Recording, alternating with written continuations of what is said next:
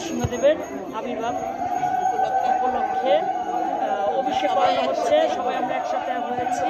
আমাদের এই যে জগন্নাথ দাস প্রিয় দাদা, বলো বলো বলো বলো বলো।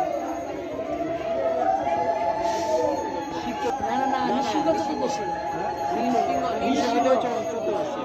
আমরা প্রত্যেকবার না এবারও করতেছি এবং প্রত্যেকবারই হবে। দিন দিন লোকের সংখ্যা বাড়ছে। আপনার এইখানকার মানুষ কই? আমি সবাই যেন আসতে করতে আশা করি যেন আপনারা আসেন। এখানে এটা করতেছে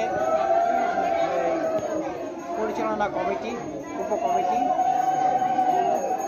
এটা করতে পরিচালনা উপকমিটির মাধ্যমে যেটা হইতেছে, প্রত্যেকবারই হইতেছে। আরও হয় এখানে গীতা পাঠ প্রত্যেক সপ্তাহ হয় এবং প্রসাদ দেওয়া হয়।